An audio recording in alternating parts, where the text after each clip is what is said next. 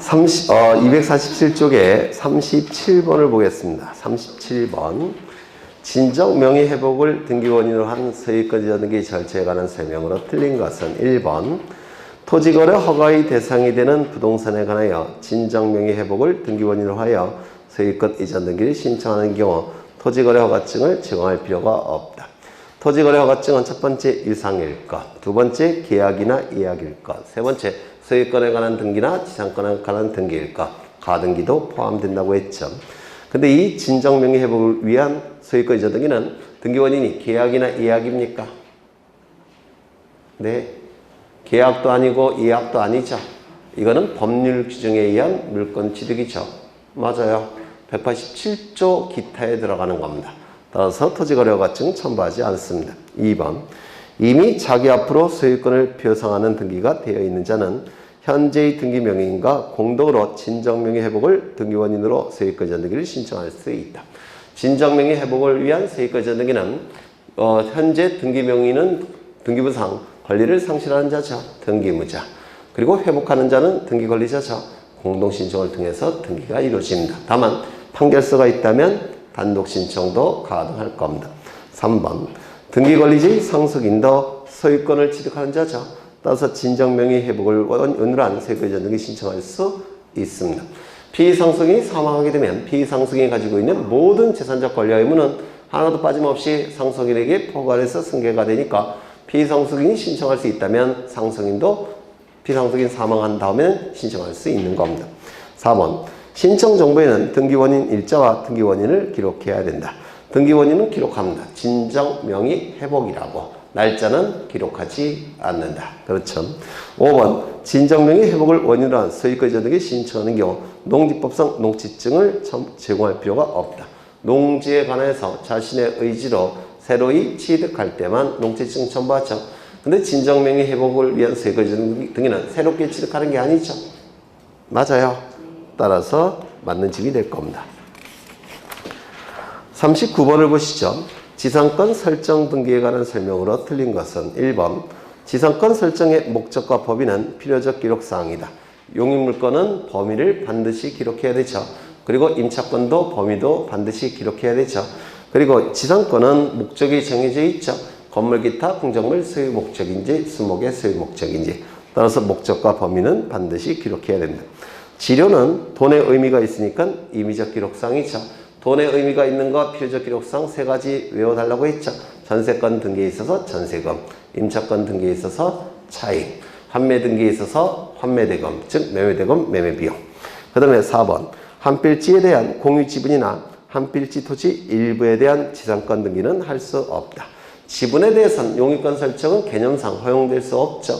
하지만 토지 일부에 대해서는 지상권 등기는 할 수가 있겠죠. 그래서 틀린 지분입니다. 타인이 농지에 대해서도 지상권 설정할 수 있다. 농지에 대한 전세권은 소작제와 유사하기 때문에 완전히 금지되어 있다고 했죠. 하지만 농지에 대한 저당권, 농지에 대한 지상권은 소작제와 관련이 없기 때문에 허용이 된다고 했습니다. 존속기간을 불확정 기간으로 하는 지상권 설정 등기도 할 수 있다. 민법에서 하셨죠? 불확정 기간도 가능합니다. 정답은 3번이 될 테고요. 40번. 필요적 기록상으로 옳은 것을 모두 고른 것은 환매권, 매매대금과 매매 비용이죠. 기간의 의미가 있는 것은 전부 다 임의적 기록상. 지역권, 목적과 범위, 유역지 표시. 맞죠? 네, 필요적 기록상 맞을 테고. 전세권, 전세금과 범위가 아니라, 전세금과 범위죠. 그렇죠. 전세권은 목적이 따로 없죠. 용도에 쫓아 사용 수익할 수 있기 때문에 용도에 맞기만 하면 아무 목적으로나 다 사용 수익이 가능합니다. 그래서 맞았을 테고. 임차권은 두 가지죠. 차임과 범위. 범위가 올해 출제가 예정되어 있다고 했죠. 차임과 범위. 근저당권은 채권 최고액과 채무자. 그렇죠. 그리고 근저당권이라는 뜻. 이 세 가지를 등기부에 반드시 기록해야 돼요. 일반 저당권과 다르니까 근저당권이라는 뜻. 누가 빌려갔는지, 채무자, 얼마를 한도로 빌려갈 수 있는지, 채권 최고액. 이 이자는 일반 저당권일 때는 임의적 기록사항이지만 근저당권일 때는 아예 기록 자체가 불가하죠. 등기사항 자체가 아닙니다. 근저당권일 때는 왜요? 채권 최고액 안에 당연히 포함되어 있으니까. 그렇죠. 그 그 다음에 42번을 가겠습니다.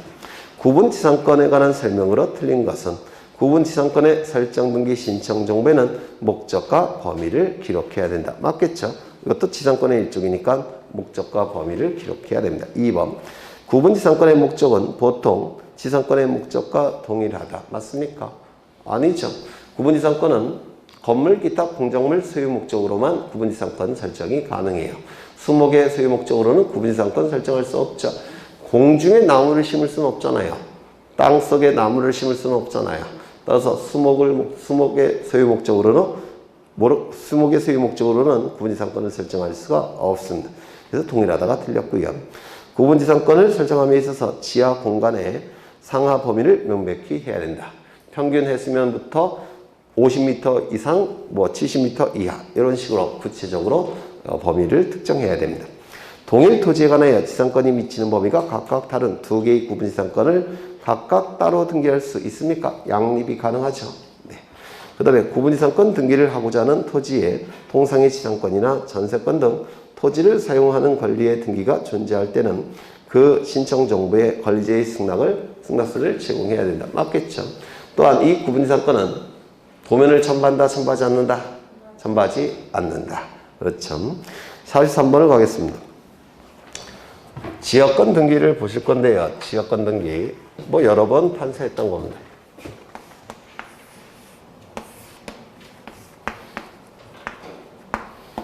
여기는 100번지 토지, 여기는 101번지 토지.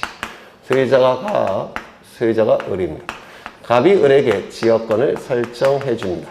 그럼 갑은 등기 의무자, 을은 등기 권리자로서 공동으로 등기를 신청하게 될 겁니다. 이때 지역권 설정의 목적은 통행이에요. 그래서 통행지역권을 목적으로 합니다. 그럼 이 부분을 뭐라 부르죠? 승역지. 승역지는 일부여도 상관이 없죠. 이 부분을 뭐라 부릅니까? 요역지. 요역지는 반드시 토지 전부여야 되죠. 별개의 토지니까 등기부가 따로 있을 겁니다. 등기부가 이렇게 따로 있을 거예요. 이때 갑과 을이 공동신청을 통해서 이루어지는 등기는 지역권 설정 등기겠죠.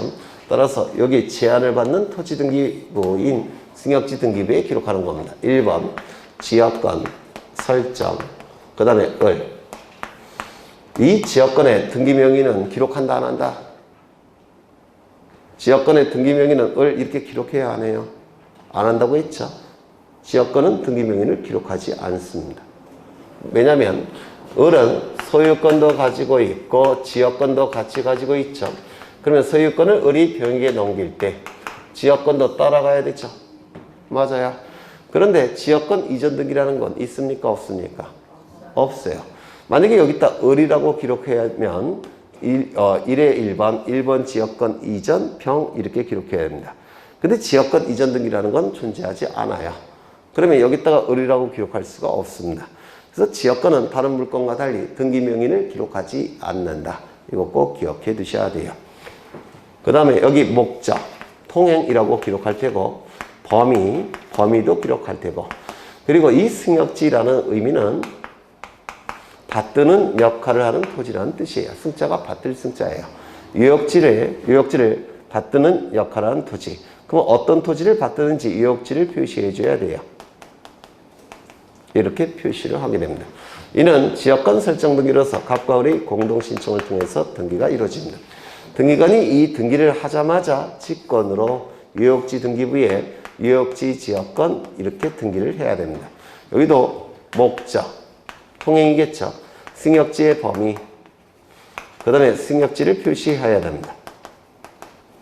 이 유역지 지역권 등기라고 부르는데 유역지 지역권 등기는 등기관이 직권으로 하게 됩니다.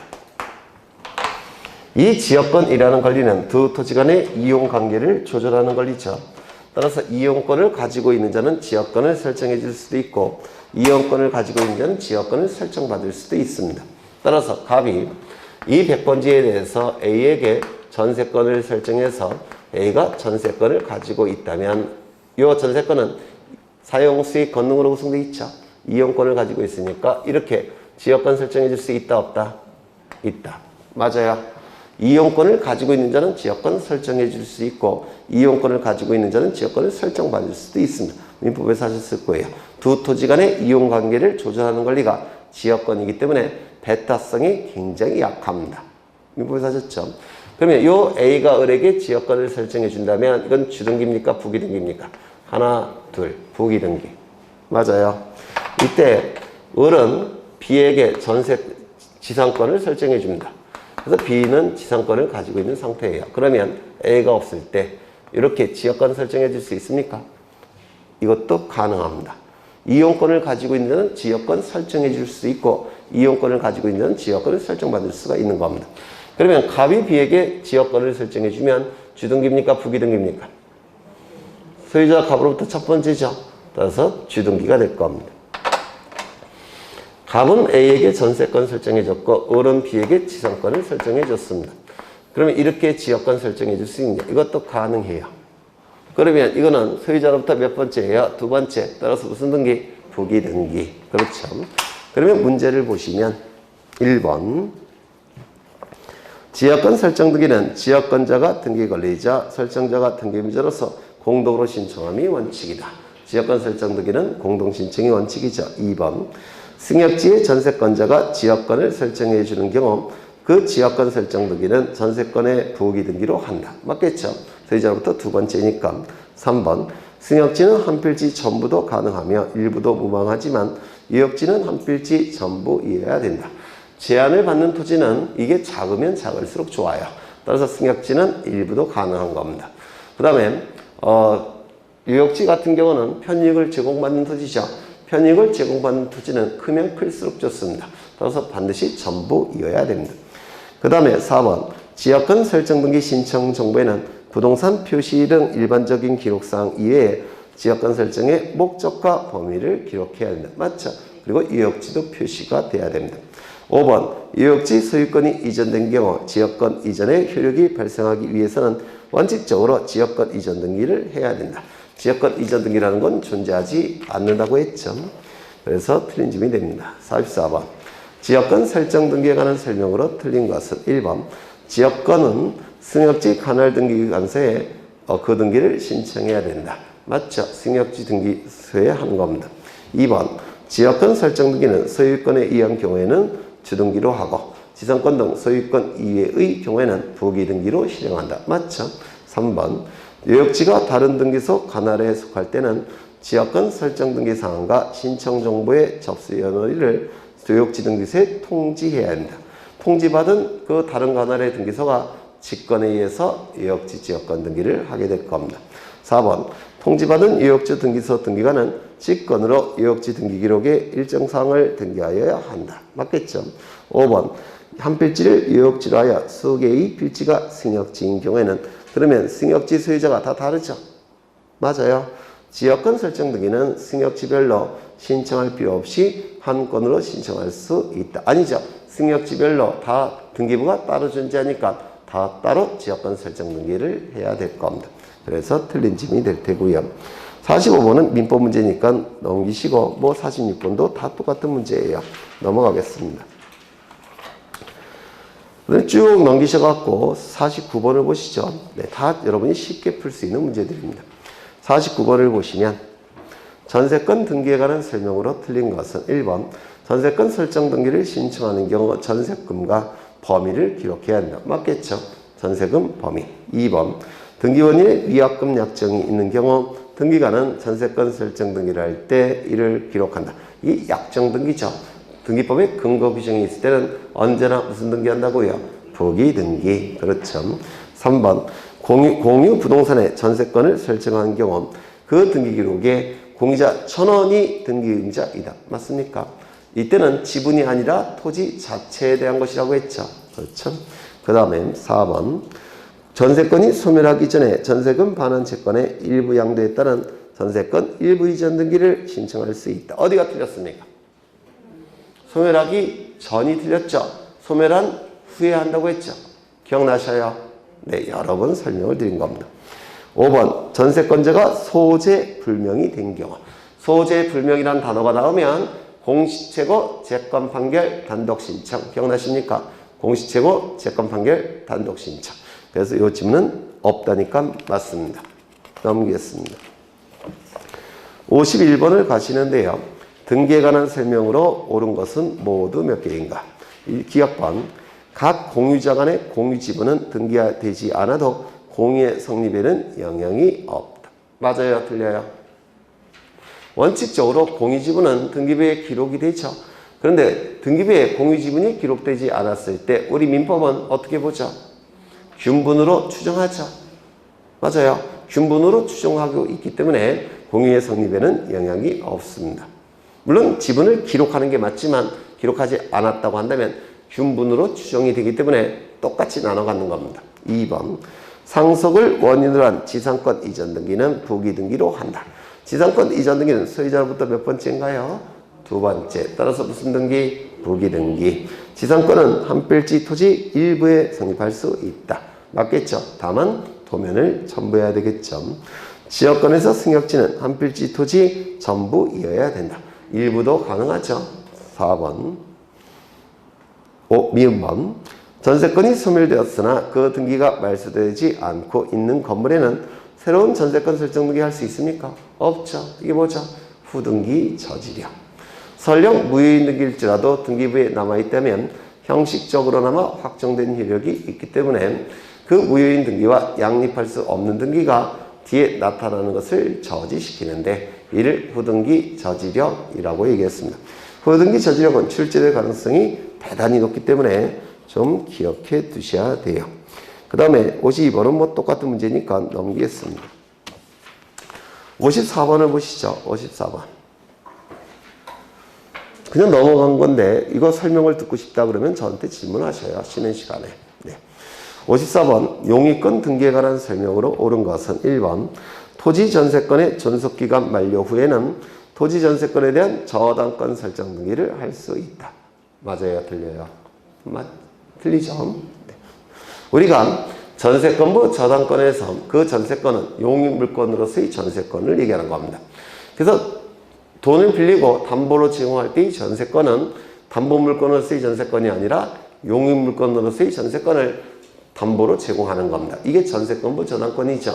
그거는 존속기간이 만료가 됐다면 용익물권으로서의 전세권은 어떻게 됐죠?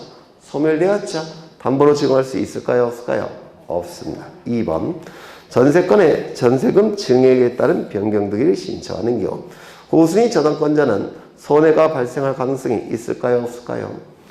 선순위 전세권자의 전세금이 증액이 되면 나중에 매각 절차에서 배당받을 수 있는 금액이 줄어들죠. 따라서 손해가 발생할 수 있으니까 등기상 이해관계이 될 겁니다. 3번. 토지 공유자 중 1인을 등기무자로 하여 그 지분만을 목적으로 하는 용익권 등기는 불가능하죠. 구분지상권도 용익권이니까 불가능합니다. 다만 공유자 전원이 등기무자로 하여 지상권 등기는 신청할 수 있겠죠. 4번. 지상권은 저당권이나 가압류의 재상이 될 수 없다. 먼저 지상권부 저당권이 있으니까 지상권은 저당권의 객체가 될 수가 있겠죠. 지상권부 저당권. 또한 가압류 가처분의 대상은 등기된 지상권은 전부 다 가압류 가처분이 가능해요. 지상권도 등기된 지상권이죠. 따라서 가압류 가처분이 가능합니다. 그래서 둘 다 대상이 될 수 있습니다. 5번. 상가건물 임대차 보호법상 등기명령에 의한 임차권 등기에 기초하여 임차권 이전 등기나 전대차 등기는 할 수 있다 없다? 기억나셔요? 다시 한번 보죠. 상가건물이나 또는 주택도 다 똑같아요. 답은 이렇게 주택을 갖고 있다는 겁니다. 또는 상가건물을 갖고 있다는 겁니다. 을과 임대차 계약을 체결합니다. 임대차 계약을 체결하면 요 을에게는 임차권이 발생할 테고, 그리고 이 을이 임차인이 점유하고 그리고 주민등록을 갖추면 이때 상가건물은 사업자 신고죠? 아닌가? 맞죠? 그래서 주택은 주민등록, 상가건물은 사업자 신고. 그렇죠. 갖추면 이 길 0시부터 뭐가 발생합니까? 대항력이 발생을 할 겁니다. 이때 임대차의 존속기간이 종료가 되고, 그럼에도 불구하고 임차 보증금이 반환이 되지 않으면, 존속기간이 종료가 되면 을은 다른 집으로 이사 가야 되겠죠. 그래서 임대차 계약을 체결할 테고. 그리고 이쪽 집에 가서 점유해야 되고 이쪽 집에 가서 주민등록 하든지 사업자 등록 신고해야 되겠죠. 그러면 점유 상실하고 주민등록 이탈이 되죠. 그러면 대항력도 소멸이 될 겁니다. 대항력이 있을 때도 보증금이 반환이 안 됐는데 대항력이 소멸되면 보증금 반환받을 가능성이 더 떨어집니다. 따라서 이 임차인은 법원에 임차권 등기 명령을 신청할 테고 법원에서 임차권 등기 명령에 의한 임차권 등기를 결정할 테고 결정이 되면 등기소에 촉탁하겠죠. 미등기일 때는 어떻게 한다고요? 직권으로 보전 등기한 다음에 임차권 등기를 시행하게 될 겁니다. 그러면 이 임차권 등기가 실행이 됐다는 겁니다. 그러면 이 임차권 등기는 어떠한 역할을 하느냐? 임차 보증금을 담보하는 역할만 수행합니다. 존속기간은 종료가 됐으니까 사용수익 권리로서 임차권은 존재하지 않아요. 임차 보증금을 담보하는 기능만 수행합니다. 이때 이 등기를 기초로 해서 을은 B에게 임차권 이전 등기를 해줄 수가 있느냐 또는 전대차 등기를 해줄 수가 있느냐. B는 어차피 을이 사용수익 권한이 없기 때문에 이 등기해봤자 사용수익 못합니다. 그렇죠. 이런 등기는 할 수가 없다고 했죠. 또한 갑이 C와 임대차 계약을 체결합니다. 그런데 C는 소액 임차인이에요. 소액 임차인의 경우에는 최우선 변제권이 인정이 되는데 이때 임차권 등기 명령에 의한 임차권 등기가 시행된 이후에는 최우선 변제권을 인정받을 수 있다 없다? 없다. 다 아시네요. 임차권 등기 명령을 신청하기 위한 요건은 이거예요. 존속기간이 종료가 됐을까? 임차 보증금이 반환되지 않았을까? 그렇죠. 그럼 지문을 다시 보시면 상가없는 임대차 보호법상 등기명령에 의한 임차권 등기에 기초하여 임차권 이전 등기나 전대차 등기는 할 수가 없습니다. 그렇죠. 55번을 가겠습니다. 저당권 등기에 관한 설명으로 틀린 것은 1번 저당권 이전 등기는 소유자로부터 몇 번째예요? 두 번째. 따라서 무슨 등기? 부기 등기. 그리고 수반성에 의해서 피담보 채권에 수반하여 이전한다. 맞겠죠? 2번 공동담보의 등기를 신청할 경우는 신청 정보에 각 부동산에 관한 권리를 표시해야 된다. 공동담보는 공동저당권을 얘기하겠죠. 하나의 채권을 담보하기 위하여 수개의 재산을 공동으로 저당권을 설정한 거니까 여기 갑은 7억짜리 부동산도 있고 3억짜리 부동산도 있다는 겁니다. 이때 은행으로부터 10억 원을 빌리고자 합니다. 담보를 요구하겠죠. 그래서 이렇게 저당권 설정하고 이렇게 저당권을 설정한 겁니다. 그러면 10억의 채권에 대해서 저당권 등기를 할 테고 10억의 채권에 대해서 저당권 등기를 하게 될 겁니다. 이게 공동저당이라는 거죠. 동일한 채권을 담보하기 위해서 수개의 부동산에 설정된 저당권. 등기부에는 이렇게 똑같은 채권액이 기록이 돼야지만 공동저당이에요. 그러면 여기다가 등기부 을구에 이렇게 등기가 되겠죠. 1번 저당권 설정 을 10억 이렇게 기록이 되겠죠. 그 다음에 이 등기부에도 이렇게 기록되겠죠. 저당권 설정 을 10억 이렇게 기록이 되겠죠. 그 다음에 여기다가 이것도 담보로 제공한 표시를 해줘야 됩니다. 맞아요.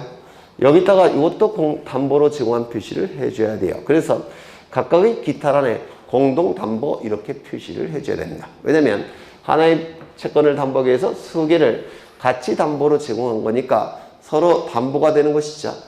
이걸 각각의 등기부에 기록을 해야 된다. 이걸 공동담보라고 얘기를 해요. 그래서 여기다가 기타란에 공동담보가 있다고 표시를 해줘야 되고 여기다가도 공동담보가 있다고 표시를 해줘야 된다는 겁니다. 그걸 얘기하는 거예요. 이게 굉장히 시험에 잘 나옵니다. 좀 기억해 두셨으면 좋을 것 같아요. 어디 갔지? 지금 몇 번 하는 거지? 53번에 2번 하는 건가요? 55번에 2번 하는 건가요? 네. 그래서 공동담보의 등기를 신청하는 경우 신청 정보에 각각의 부동산에 관한 권리를 표시해야 됩니다. 왜냐하면 등기부에 기록해야 되니까. 맞죠? 3번 공동담보부동산이 5개 이상일 때는 등기관은 공동담보 목록을 작성해야 된다. 왜냐하면 이 공동담보가 5개라면 여기다가 4개를 기록해야 되는데 칸이 4개를 기록할 만한 칸이 없어요. 따라서 5개 이상일 때는 목록 형태로 작성이 됩니다. 목록 형태로. 그래서 이걸 공동담보 목록이라고 얘기를 합니다. 이 공동담보 목록은 5개 이상. 이게 시험에 참 잘 나오죠. 그리고 이건 등기관이 작성하는 겁니다. 등기관이. 그 다음에 4번. 저당의 목적이 된 부동산이 여러 개일 경우 채권은 부동산별로 나눠서 등기할 수 있습니까? 없습니까? 없다 그랬죠. 채권액은 부동산별로 나눠서 등기. 저당권의 목적이 된 부동산이 여러 개일 때 채권은 부동산별로 나누어 등기해야 된다. 이건 공동저당이 아니겠죠. 만약에 여기에 7억, 3억 이렇게 등기가 되어 있다면 이거는 공동저당이 아니라 뭡니까? 일반 저당권이 2개가 되어 있는 것이죠. 맞아요. 그렇죠. 그래서 이 지문은 저당권의 목적이 된 부동산이 여러 개일 때는 이거는 공동저당이라는 뜻이에요. 그러면 부동산별로 나눠서 채권액을 등기합니까? 그렇지 않아요. 똑같은 금액이 기록돼야 됩니다. 그 다음에 5번. 저당권의 목적이 소유권 이외에 걸릴 때는 신청 정보에 권리를 표시해야 된다. 예를 들어서 지상권부 저당권, 전세권부 저당권이라고 한다면 지상권, 전세권의 표시를 해줘야 되겠죠. 네. 넘어가겠습니다. 57번을 보겠습니다. 57번. 담보물건 등기에 관한 설명으로 틀린 것은 1번. 저당권을 채권 담보권의 목적으로 한 경우 그 저당권 설정 등기의 부기 등기로 실행한다. 이거 맞아요. 맨날 그랬던 건데 여기 이러한 부동산이 있습니다. 소유자는 갑입니다. 갑이 을로부터 돈을 빌립니다. 얼마를? 10억 원을. 그냥 빌려주진 않겠죠. 담보를 요구할 겁니다. 그래서 저당권을 설정합니다. 을은 10억의 채권이 발생할 테고 저당권 설정 등기를 하면 저당권을 취득하게 될 겁니다. 이 저당권 설정 등기는 소유자로부터 첫 번째니까 무슨 등기? 주등기가 될 거예요. 이때 을은 채권을 가지고 있는데 이 변제기가 아직도 1년이나 남아있다는 겁니다. 변제기가. 근데 돈이 필요해요. 5억이 필요합니다. 변제기가 1년 남아있으니까 변제를 청구할 수는 없죠. 그럼 이걸 가지고 돈을 만들 수 있는 방법은 2가지가 있어요. 첫 번째, 이 채권을 돈 받고 팔면 돼요. 채권 양도. 또는 이 채권을 담보로 제공해서 돈을 빌려도 됩니다. 그럼 빌려보겠습니다. 이걸 담보로 해서 병으로부터 돈을 빌립니다. 얼마를? 5억 원을. 담보를 요구하겠죠. 그때 이 채권은 인질로 맡길 수가 있습니다. 이걸 질권 설정이라고 불러요. 인질로 가질 수 있는 권리, 질권이라고 부릅니다. 그러면 병은 10억이 아니라 5억을 빌려줬으니까 5억의 채권이 발생하겠죠. 그리고 이 채권을 인질로 가질 수 있겠죠. 그래서 10억의 채권에 대해서 인질로 권리를 가질 수가 있습니다. 채권 질권이라고 불러요. 이때 피담보 채권이 넘어갈 때, 인질로 넘어갈 때 수반성에 의해서 저당권도 따라갑니다. 맞아요. 따라서 병이 취득한 채권 질권은 저당권이 붙은 채권 질권입니다. 저당권부 채권 질권이라고 불러요. 그러면 이 채권 질권은 등기가 허용되지 않지만 이 저당권이 등기가 허용이 됩니다. 그러면 소유자 갑으로부터 몇 번째인가요? 2번째. 따라서 무슨 등기? 부기 등기. 저당권부 채권 질권은 부기 등기 하는 겁니다. 그런데 이때 5억 원을 빌리면서 담보를 요구할 때 인질로 맡길 수도 있고요. 또 하나의 방법이 있는데 채권 담보권을 설정하는 경우도 있습니다.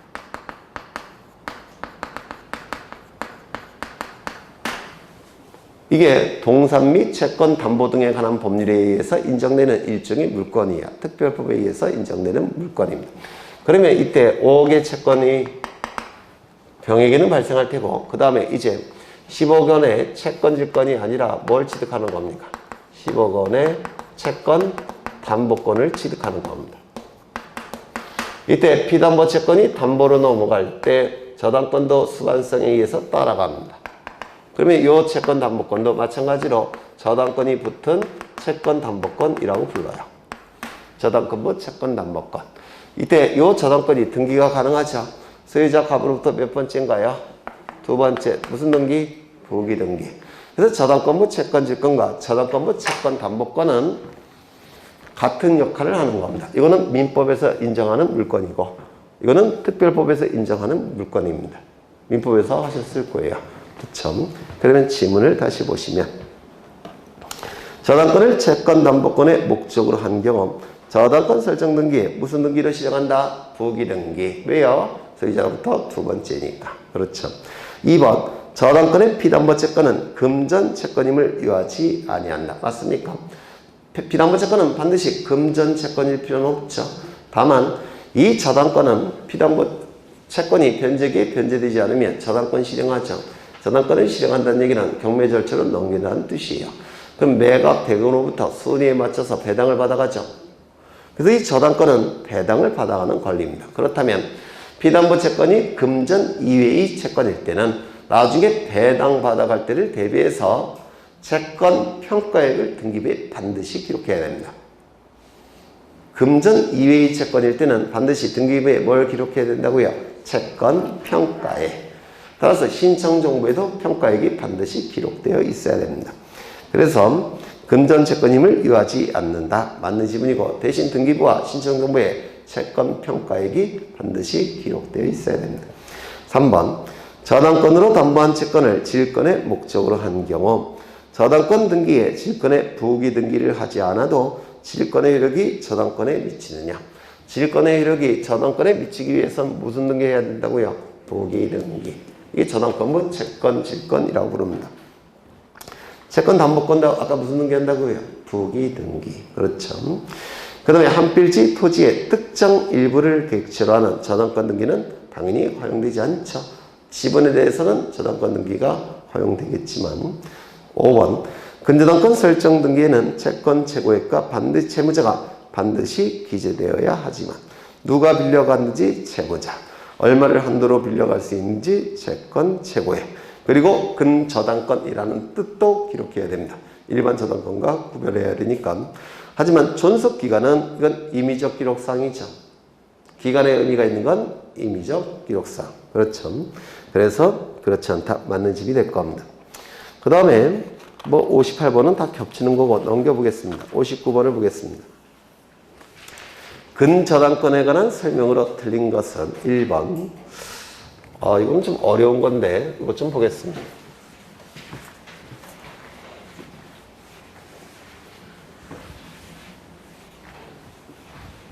뭐 다 했던 건데 갑은 이러한 부동산을 가지고 있고요. 을로부터 돈을 빌립니다. 얼마를 빌리느냐? 10억 원을 빌립니다. 그냥 안 빌려주겠죠. 담보를 요구할 겁니다. 따라서 갑은 을에게 저당권을 설정해 줍니다.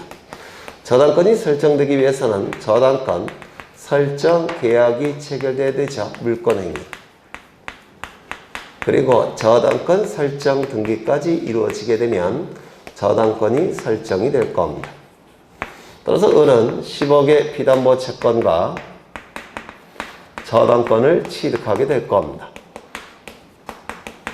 이때 이 저당권 등기에서 반드시 등기부에 기록해야 될 내용은 두 가지죠. 첫 번째, 누가 빌려갔는지 채무자, 얼마를 빌려갔는지 채권액. 이 두 가지를 등기부에 반드시 기록해야 됩니다. 채무자는 누구죠? 그 다음에 채권액은 얼마죠? 10억. 이렇게 등기부에 반드시 기록을 해야 됩니다. 이때 채무자가 바뀌었다는 겁니다. 채무자 변경. 갑에서 A로 바뀌었다는 겁니다. 그러면 이 채무자는 등기부에 반드시 기록할 내용인데 그 내용 일부가 바뀌었죠.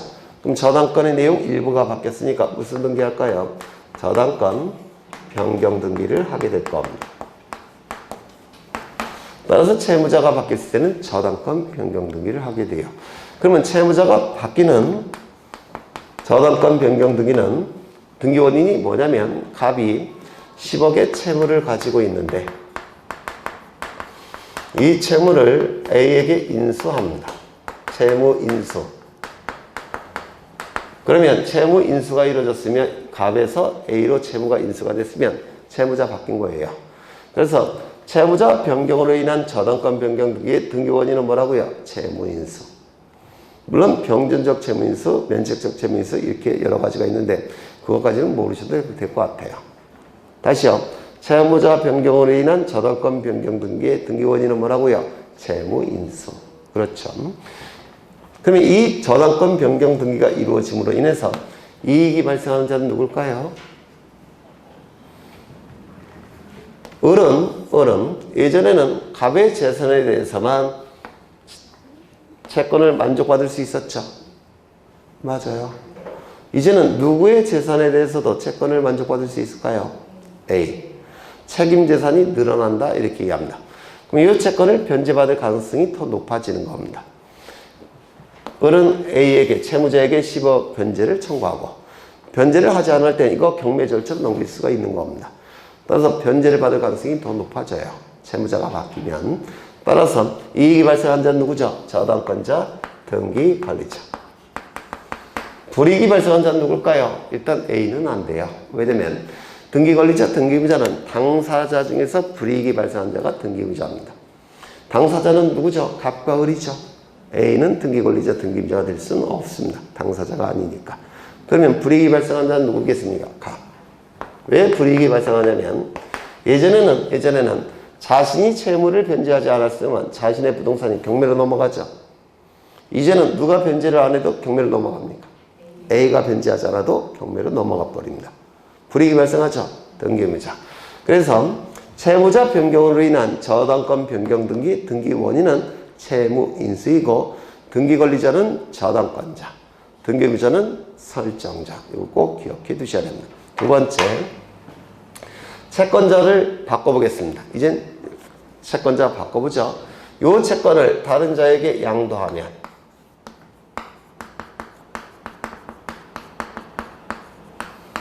채권자가 변경이 되네요. 맞아요.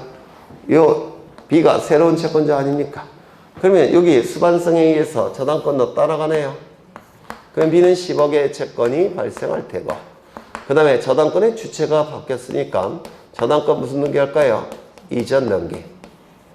물론 부기 등기. 이것도 부기 등기예요. 동일성을 표현해야 되니까 부기 등기입니다. 그 다음에 이때 이 등기가 이루어짐으로 인해서 이익이 발생하는 자 비등기 관리자, 불이익이 발생하는 자 을 등기의무자, 공동신청을 통해서 등기가 이루어지게 될 겁니다. 맞아요. 그러면 채권자 변경으로 인한 저당권 이전 등기, 저당권 이전 등기의 등기 원인은 뭐죠? 채권 양도. 다시요. 채권자 변경으로 인한 저당권 이전 등기의 등기 원인은 채권 양도. 채무자 바뀔 때는 저당권 변경 등기, 채권자가 바뀔 때는 저당권 이전 등기. 다른 거 느끼십니까? 그렇죠. 두 번째. 다 했던 거예요. 여기 이러한 부동산이 있습니다. 소유자가 갑입니다. 갑이 을과 기본계약을 체결합니다. 제가 이전에 뭘로 설명드렸냐면 전자제품 대리점 운영, 전자회사, 계속적 공급계약 기억나실까요? 이 계속적 공급계약이 기본계약인데요. 이 기본계약을 통해서 장래에 증감 변동하는 채권이 발생합니다. 이 증감 변동하는 채권을 결산기에 일정 한도에까지 담보하기 위한 저당권. 이를 뭐라고 부르죠? 뭐라 불러요? 근저당권. 그렇죠. 근저당권이라고 불렀습니다. 근저당권을 설정하는 겁니다. 그러면 이 기본계약을 통해서 갑은 계속 채무가 발생하고 증감 변동하고 있으니까 요 을에게는 채권이 계속 발생하겠죠. 맞아요. 그리고 변제가 이루어지면 일부 소멸이 될 테고 일부 소멸이 될 겁니다. 이렇게 기본 계약을 통해서 갑과 사이에는 장래 증가한 변동하는 채권이 나타납니다. 결산기 일정 한도에까지 담보하기 위한 저당권, 그걸 뭐라 부르죠? 근저당권이라고 부릅니다. 이걸 뭐라 부르죠? 채권 최고액. 맞아요. 그러면 이때 근저당권이 설정되기 위해서는 근저당권 설정 계약이 체결돼야 되고, 근저당권 설정 등기까지 이루어지면 근저당권이 설정이 될 겁니다. 그러면 여기서 채권 최고액은 10억. 한도. 한도라는 표현이 최고액이라는 뜻이에요. 10억 한도에서 계속 증감 변동한다는 뜻입니다. 그리고 근저당권도 취득하게 될 겁니다. 이때 근저당권 설정 등기에서 반드시 기록해야 될 내용은 누가 빌려갔는지 채무자. 누구죠? 갑. 얼마나 한도로 빌려갈 수 있는지 채권 최고액. 얼마죠? 10억 한도. 그리고 근저당권이라는 뜻. 이 세 가지를 등기부에 반드시 기록해야 됩니다. 이때 채무자를 바꿔보겠습니다. 채무자가 갑에서 A로 바뀌었다는 겁니다.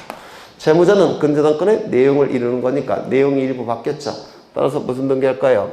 근저당권 변경 등기를 하게 될 겁니다.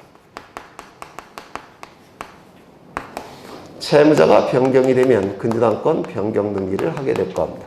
이거 이해가 되셔야 채무자 바뀔 때는 근저당권 변경 등기, 이전 등기가 아니에요. 근저당권 변경 등기. 그럼 이 채무자 변경으로 인한 근저당권 변경 등기의 등기 원인은 뭐냐? 여기서 갑이 채무를 하나 다른 자에게 인수시킨다고 해서 채무자가 바뀝니까? 안 바뀝니까? 안 바뀌어요. 왜냐면 갑은 채무가 계속 발생하고 있죠. 따라서 채무 하나를 인수시킨다고 해서 채무자가 안 바뀝니다. 그럼 뭐를 넘겨야 되냐면 채무자의 지위를 넘겨야 됩니다. 기본계약에서 발생하는 채무자의 지위 자체를 넘겨야 돼요. 그걸 뭐라고 부르냐면 계약인수라고 불러요. 계약 당사자의 지위 중에서 채무자의 지위를 넘기는 거, 계약인수라고 부릅니다. 그러면 이때 등기 원인은 뭐가 되죠? 계약인수. 얘는 이익이 발생하니까 등기 걸리죠. 갑은 불이익이 발생하니까 등기 의무자. 저쪽이랑 똑같아요. 되셨을까요? 그렇죠. 그 다음에 이번에도 채권을 넘겨보겠습니다. 채권자 변경. 이때 채권 양도는 채권자가 바뀔까요? 안 바뀔까요? 지금 여기 채권 하나를 넘긴다고 해서 채권자가 바뀌어요? 안 바뀌어요? 안 바뀌어요. 왜냐면 을에게는 계속 채권이 발생하는 겁니다. 따라서 채권 하나를 넘긴다고 해서 채권 양도가 있다고 해서 채권자가 바뀌지는 않아요. 그럼 뭘 바꿔야 되느냐? 뭘 넘겨야 되느냐? 이 기본계약에서 발생하는 채권자의 지위 자체를 넘겨야 됩니다. 그걸 뭐라 부르냐면 채권 양도가 아니라 계약 양도라고 불러요. 계약 양도를 통해서 채권자의 지위가 넘어가면 10억 한도로 채권을 갖는 자가 B가 될 뻔합니다. 그럼 수반성에 의해서 근저당권 넘어가겠죠? 맞아요. 그럼 무슨 등기 할까요? 근저당권 이전 등기. 그러면 채권자 변경으로 인한 근저당권 이전 등기의 등기 원인은 채권 양도가 아니라 계약 양도. 이거 얘기가 되셔요. 계약 양도. 얘는 등기 의무자. 얘는 등기 관리자로서 공동으로 신청하게 될 겁니다. 되셨나요? 이때 결산기가 도래하면 이때 근저당권이 일반 저당권으로 확정이 되죠. 맞아요. 민법에서 안 하셨어요. 결산기가 도래하면 근저당권에서 일반 저당권으로 바뀌죠. 그러면 이때는 채무액이 이제 어떻게 되는 겁니까? 합산이 돼요. 채권액도 합산이 되는 겁니다. 결산기가 도래하면. 맞아요. 그럼 결산기가 도래했으면 합산이 되니까 이때는 채무인수라는 용어를 쓸 수 있습니까? 결산기가 도래하면 합산이 되니까 채무 하나로 바뀌죠. 그럼 이때는 채무 인수가 가능해요. 다만 이것과 구별하기 위해서 이 앞에다가 확정이라는 단어를 씁니다. 확정 채무 인수. 이때도 채권액도 합산이 되죠. 그러면 이때는 채권 양도 가능합니까? 결산기가 도래하면 채권 양도. 다만 이것과 구별하기 위해서 저쪽에 채권 양도와 구별하기 위해서 앞에 뭘 쓸까요? 확정 채권 양도. 이렇게 용어를 쓰는 겁니다. 그러면 문제를 보시면 1번 근저당권 이전 등기는 피담보 채권이 확정되기 전이라도 계약 양도나 계약의 일부 양도를 원인으로 하여 근저당권 이전 등기를 신청할 수 있다. 맞을까요? 맞겠죠? 계약 양도.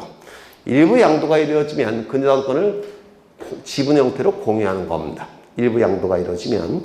2번 근저당권 이전 등기의 경우 피담보 채권이 확정되기 전에는 대위 변제를 원인으로 하여 근저당권 이전 등기를 신청하지 못한다. 맞는 지문인데요.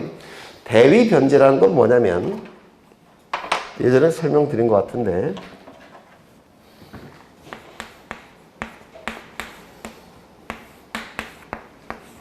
(10억) 그 다음에 저당권 이렇게 등기가 돼 있을 겁니다. 그러면 여기서 갑은 채무자가 될 테고 을은 채권자가 되겠죠. 누가 변제하는 게 원칙입니까? 채무자 갑이 을에게 변제하는 게 원칙이죠. 맞아요. 그런데 제3자가 변제하는 경우도 있다는 겁니다. 제3자가 이걸 변제해요. 이거를 제3자의 대위변제라고 부릅니다. 이렇게 변제하는 경우가 있습니다. 그런데 우리 민법에 의하면 제3자의 대위변제는 뭐로 부르냐면 채권 이전과 같은 뜻으로 봅니다. 민법에서. 그래서 변제자 대위라고 얘기하는 건데요. 변제자가 제3자가 변제를 하게 되면 이 채권이 고스란히 이전된다는 뜻이에요. 그러면 채권은 이제 누가 갖습니까? 병이. 이렇게. 무슨 말인지 아시겠습니까? 변제자 다위는 채권 이전설이 통설 판례입니다. 그러면 이것도 어떻게 돼야 될까요? 따라가겠죠. 저당권 이전 등기. 그래서 제3자의 변제는 채권 이전과 같은 뜻으로 생각하시면 됩니다. 통설 판례가 제3자 변제는 채권 이전설이 통설이기 때문에 그렇습니다. 그러면 지문을 다시 보시면 근저당권 이전 등기의 경우 피담보 채권이 확정되기 전에는 대위 변제를 원인으로 다른 용어를 쓰면 채권 양도를 원인으로 하여 이거 같은 뜻이라고 했습니다. 채권 이전설, 채권 양도설. 채권 양도를 원인으로 하여 근저당권 이전 등기는 신청할 수 있다 없다? 네. 채권 하나를 양도해봤자 채권자가 안 바뀐다고 했잖아요. 근저당권 이전 등기 할 수 없겠죠. 맞아요. 따라서 못한다. 맞는 짐이 됩니다. 3번을 보시면 근저당권에 의하여 등기된 채권 최고액을 증액하는 경우는 채권 최고액의 의미가 뭐냐면 나중에 매각 절차로 넘어갔을 때 배당받을 수 있는 최고 한도액이 채권 최고액입니다. 배당받아갈 수 있는 최고액. 그렇죠. 그러면 증액이 된다고 한다면 근저당권자는 이익이 발생합니까? 불이익이 발생합니까? 이익이 발생하죠. 더 많이 배당받아갈 수 있으니까. 따라서 근저당권자는 등기 권리자, 설정자는 등기 의무자가 될 겁니다. 그래서 틀린 짐이 될 테고 4번 처분금지 가처분 등기가 격리된 토지도 각종 등기가 가능합니까? 처분 금지효는 없고 제한효만 있다고 했죠. 따라서 각종 등기 할 수 있습니까? 있을 겁니다. 다만 나중에 채권자가 강제 집행할 때 제3자는 자신의 권리 취득을 가지고 채권자에게 대항할 수 없을 뿐이라고 했죠. 그래서 맞는 짐이 될 테고 5번 근저당권 변경 등기에 관하여 등기상 이해관계인이 존재하지 않는 경우 등기 실행은 부기 등기로 실행해야 된다. 원칙은 부기 등기죠. 그렇죠. 이때 채무자 변경으로 인한 근저당권 변경 등기에 있어서 후순위 권리자는 손해가 발생하지 않는다고 봐요. 그래서 이 근저당권 변경, 채무자 변경으로 인한 근저당권 변경 등기는 언제나 부기 등기를 하게 됩니다. 5번 보셨고 넘어가겠습니다. 61번을 보겠습니다. 근저당권 변경 등기에 관한 설명으로 틀린 것은 1번 등기상 이해관계에 있는 제3자가 있는 경우에는 그의 승낙서 또는 이에 대항할 수 있는 재판의 등본을 첨부할 때는 부기 등기에 의하여 변경 등기를 한다. 권리 변경 등기는 등기상 이해관계인이 있다면 그제의 승낙서가 첨부가 되면 부기 등기, 첨부가 안 되면 주등기. 기억나시죠? 그렇죠. 2번 피담보채권이 확정되기 전에 제3자가 기본계약 첨부를 인수한 경우에는 등기원인을 계약인수로 기록한다. 맞죠? 채무인수가 아니라 계약인수. 확정 전이니까. 확정된 후에는 뭐가 되죠? 확정 채무인수. 확정되기 전에는 계약인수. 그렇죠. 3번 토지 전부에 설정된 근저당권에 관하여 지분 일부에 대한 근저당권 포기를 원인으로 하여 근저당권 변경 등기를 할 수가 있느냐? 있습니까? 자본주의 사회에서 지분 포기는 가능하죠. 3분의 1을 갖고 있는데 3분의 1을 포기하더라는 겁니다. 그러면 내용이 일부 달라졌죠. 따라서 변경 등기를 하게 될 겁니다. 채권 최고액을 감액하는 근저당권 변경 계약에 따라 근저당권 변경 등기 신청 정보에는 설정자의 인감증명을 첨부할 필요가 없다. 채권 최고액을 감액하는 근저당권 변경 등기는 등기임자가 누굽니까? 근저당권자. 설정자는 네? 여기서 보시면 10억 원을 한도로 한다고 했죠.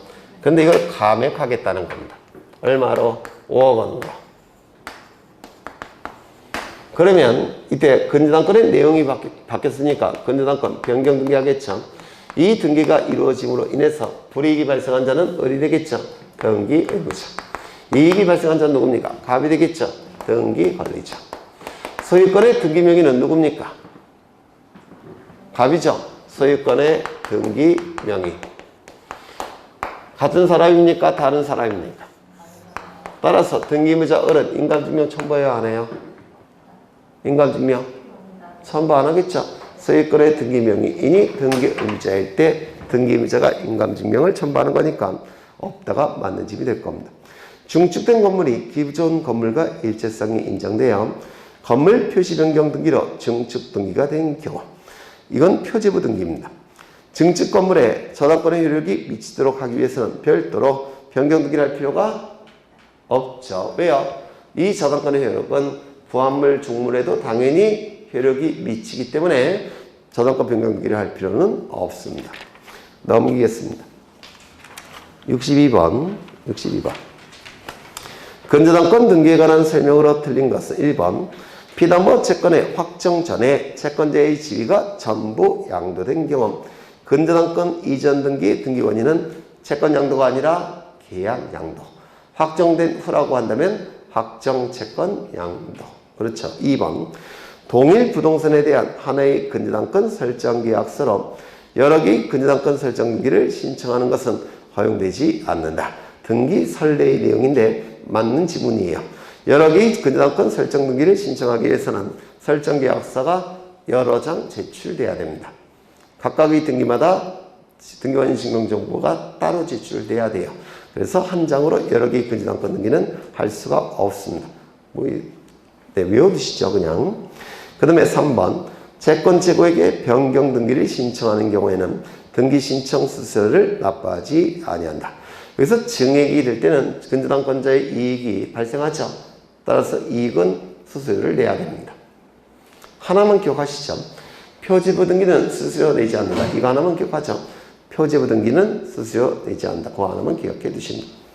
수수료까지 어떻게 외우라고. 그 다음에 채무자 변경 등기 신청 시 후순위 저당권자의 동의 없이 근저당권의 채무자 변경 등기를 할 수 있다. 맞는 지문이에요. 이 채무자 변경은 후순위자에게 손해를 발생시키지 않습니다.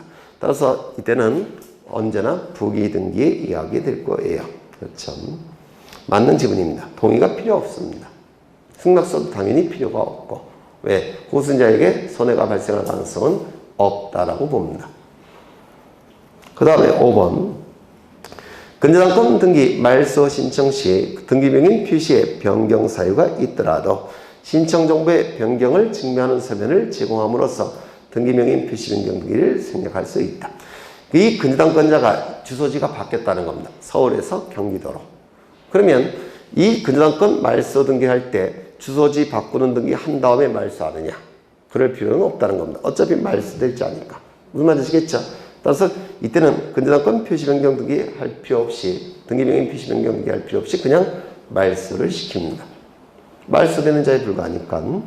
그 다음에 5번 보셨고 63번 보겠습니다.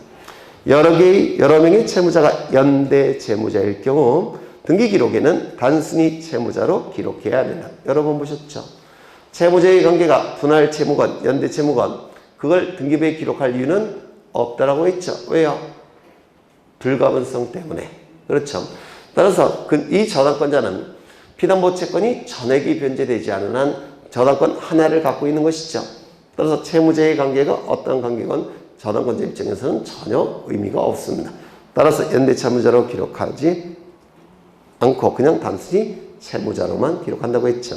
2번 저당의 목적이 되는 부동산이 3개 이상인 경우 등기 신청인은 공동담보 목록 작성을 위한 정보를 등기소에 제공해야 된다. 3개가 아니라 5개. 3번 공동저당 설정 등기를 신청하는 경우 각 부동산에 관한 권리의 표시를 신청 정보의 내용으로 등기소에 제공해야 된다. 왜냐하면 등기부에 공동담보를 표시해야 되니까. 아까 보여드린 거예요. 4번 대지권이 등기된 구분건물 등기 기록에는 건물만을 목적으로 한 저당권 등기할 수 있다 없다? 있어요 없어요? 없죠. 일체성이 깨지니까. 그 다음에 저당권을 설정한 부동산을 양도한 경우 저당권 말소 등기는 설정자 또는 제3취득자와 저당권자가 공동으로 신청해야 된다. 이거 맞아요? 틀려요? 네. 기억은 나시는데 답을 안 하실 뿐이죠. 이것도 뭐 여러 번 했던 건데 여기에 이러한 부동산이 있고 소유자가 갑입니다. 갑이 을로부터 10억 원을 빌립니다. 그냥 빌려주진 않겠죠. 담보를 요구할 것. 갑이 을에게 저당권을 설정해 줍니다. 저당권이 설정되기 위해선 저당권 설정 계약이 체결돼야 되고 저당권 설정 등기까지 이루어지면 저당권이 설정이 될 겁니다. 을은 10억의 채권이 발생할 테고 저당권도 취득한 상태입니다. 이 상태에서 갑은 병과 매매 계약을 체결합니다. 소유권 이전 등기까지 하게 되면 병은 소유권을 취득하게 될 겁니다. 이때 비담보 채권이 변제로 소멸이 됐다는 겁니다. 소멸되면 부정성에 의해서 저당권도 소멸되겠죠. 그러면 저당권이 소멸된 상태니까 이 등기는 부적법하게 존재하는 겁니다. 따라서 말소가 돼야 되겠죠. 이 등기가 말소됨으로 인해서 불이익이 발생하는 자, 을 등기 의무자. 그리고 등기 권리자가 누군지가 문제가 되는데 이 병은 을에게 소유권에 근거해서 말소 등기를 청구할 수가 있습니다. 소유권에 근거한 말소 등기 청구권을 근거로 우리 대법원은 현재 소유자 병, 제3취득자 등에게 말소 등기 권리자의 지위를 인정해 줍니다. 또한 이 갑도 말소 등기 청구권이 있죠. 뭐에 근거한 말소 등기 청구권일까요? 설정 계약에 근거한 말소 등기 청구권이 있어요. 이 말소 등기 청구권을 근거로 해서 종전 소유자 갑도 말소 등기의 등기 권리자의 지위를 인정해 줍니다. 따라서 이때는 등기 권리자가 몇 명이 나타납니까? 2명이 나타나요. 그런데 이 설정 계약이 무효 취소 해제를 통해서 원인이 무효가 됐다는 겁니다. 즉 설정 등기 원인 행위가 무효가 됐다는 겁니다. 그러면 이 등기는 부적법하게 존재하는 것이죠. 왜냐하면 저당권이 소멸되었을 테니까. 따라서 이 등기도 말소가 돼야 되는데 말소 등기가 이루어짐으로 인해서 불이익이 발생한 자는 을 등기 의무자. 우리 판례는 현재 소유자 병도 소유권에 근거해서 말소 등기를 청구할 수가 있기 때문에 등기 권리자의 지위를 인정해 줍니다. 그런데 여기 종전 소유자는 말소 등기 청구권이 있어요, 없어요? 없죠. 왜요? 무효 취소 해제가 됐으니까.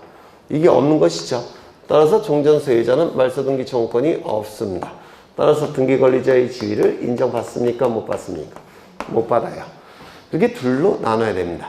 따라서 저당권이 설정된 후 소유권이 이전되었을 때 비담보채권이 변제로 소멸되면 종전 소유자도 등기 권리자, 현재 소유자도 등기 권리자지만 이 저당권 설정 등기의 원인이 무효가 돼서 말소 등기할 때는 현재 소유자만 등기 권리자, 종전 소유자는 등기 권리자가 될 수 없다라고 했죠.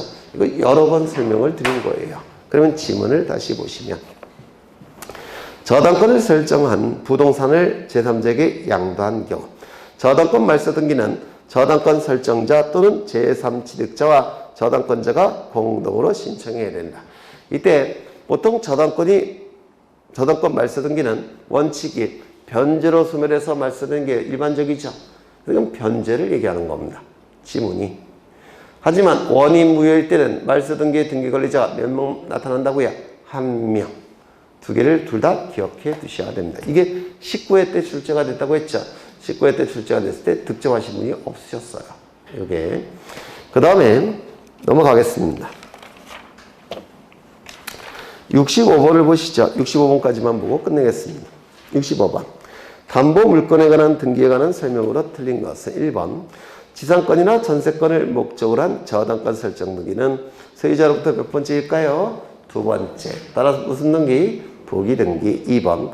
같은 채권을 담보하기 위하여 소유자가 다른 여러 개의 부동산에 저당권 설정 등기를 신청하는 경우 같은 신청 정보로 일괄하여 등기를 신청할 수 있다.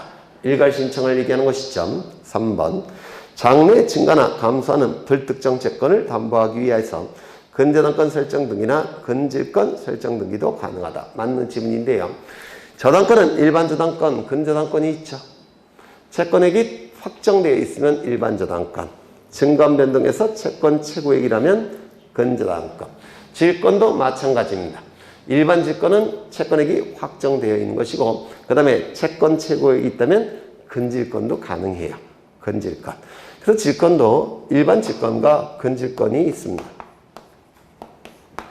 일반 질권과 근질권이 따로 있어요. 별걸 다 출제하죠. 이 나쁜 놈들이. 이거는 채권액이 어떻게 되어 있다고요? 특정되어 있는 겁니다. 확정되어 있는 거고. 이거는 채권 최고액입니다. 근질권. 그래서 아까 그린 그림에서 5억일 때는 저당권, 채권, 질권 이렇게 되어 있죠. 근데 5억 한도로 한다면, 한도라는 표현이 있으면 저당권, 채권, 근질권. 무슨 말인지 아시겠죠? 네. 그 다음에 4번. 채무자 변경에 따른 저당권 변경 등기를 신청하는 경우 저당권자는 책임재산이 늘어나니까 등기 권리자. 설정자는 타인의 채무 불이행에도 자신의 부동산이 매각 추천을 통해서 넘어가니까 등기 의무자. 공동 신청해야 된다. 맞겠죠? 5번. 근저당권 이전 등기를 공동으로 신청하는 경우 채무자의 동의나 승낙을 받을 필요가 없죠. 왜요? 저당권이나 지상권 같은 경우는 자본주의 사회에서 자유롭게 양도해서 돈 받고 팔 수가 있는 겁니다. 따라서 저당권 양도나 지상권 양도의 경우에는 설정자의 동의 승낙 필요가 없습니다. 전혀 필요가 없어요. 자유롭게 처분할 수가 있는 겁니다. 다만 전세권은 예외입니다. 전세권은 다른 물건과 달리 담보제공 금지, 양도 금지, 양도 금지가 가능하죠. 네, 그건 어디까지나 전세권에 한정이 되는 것이고 저당권이나 지상권은 자유롭게 양도할 수가 있는 겁니다. 설정자의 동의승낙서 있던 거 필요가 없습니다. 오늘은 여기까지만 하죠. 엄청 빨리 진행을 했는데 문제가 뭐 이렇게 많아? 다음 시간에 끝내야 되는데 끝낼 수 있겠죠. 근데 이제 보통 사실은 이 책을 자꾸 보셔서 익숙해지시면 제일 좋으신데요. 사실 이 책을 반복해서 보셔갖고 암기하시는 겁니다. 근데 양이 너무 많다고 느끼시면 나중에 통용 모의고사만 제대로 소화하셔도 절반 이상 득점하는 데는 전혀 지장이 없어요. 그래서 등기법 한 9개나 10개만 맞으면 되지 않겠습니까? 12개 중에서. 그렇죠. 그래서 책을 이거 다 소화 못 하셔도 동형 모의고사 과정만 잘 소화하시면 이 정도는 나와요. 너무 스트레스 받을 필요는 없습니다. 다만 공간정보법은 무조건 다 맞으셔야 돼요. 공간정보법은 뭐 이게 양이 많지 않기 때문에 공간정보법은 무조건 다 맞으셔야 됩니다. 오늘은 여기까지 보고 다음 주에 뵙겠습니다. 수고하셨습니다.